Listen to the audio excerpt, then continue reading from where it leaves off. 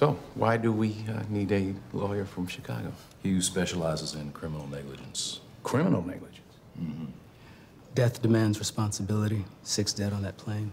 Someone has to pay. I flew the plane inverted. That means upside down. You have any idea what that's like? I do. I heard the black box recordings last night. Oh, you heard? Are you a pilot? No, I'm not. Then you don't know what you're talking about. All right, let's cut to the chase. Just tell me what it is I need to know, Charlie. The NTSB GO team also collects blood, hair, and skin samples. An initial report shows that you had alcohol in your system. Thank you.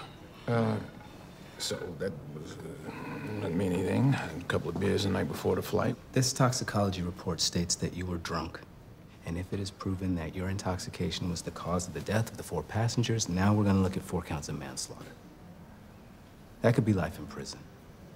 Well, I'll give you my personal opinion. I thought it was fantastic. Well, thank you. I thought it was actually pretty brilliant. I've actually seen it twice, so I'm like, wow, this is like amazing. I like being sucked into something that's so real and always 2 steps ahead of me. Because most movies I can kind of be like, okay, this is going to happen, that's going to happen, done. But this like kept me on my toes. So job well done. Appreciate it. So you back to live action.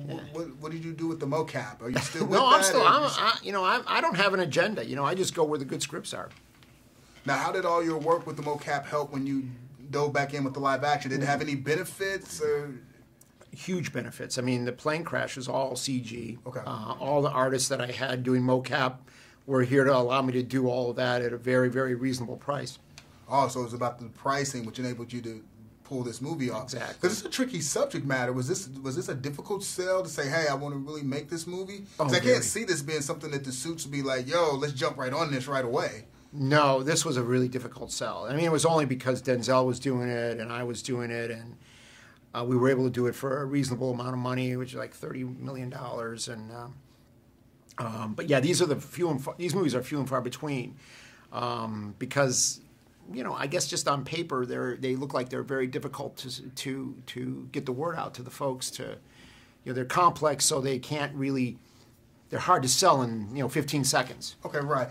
What is it about Denzel? Does this movie work without him, and what did he bring to the table to make this movie work? Well, I can't imagine the movie without him. Okay. I mean, I just can't. Well, he's like one of the greatest actors that's ever been, and he brings such gravitas to his performance, and he brings such intensity, and he's so focused and prepared. I mean, I can't say enough about him. I mean, he's the real deal.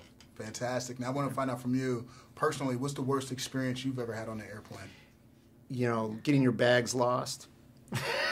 That's good. And that's the worst I ever wanted to be. That's not bad. No, I want to have I want to experience my plane crashes at the movies. Nah, that's well said. Well, you know what? You've accomplished one thing. That's one of the greatest plane sequences ever. Like, it's better than any disaster movie because it had me sold because it was so realistic. So, appreciate that. Job well done. Thank you. Thank you. Thank no, you. Thank All you. right. Appreciate it. Don't forget to click on one of the arrows to see our most commented videos.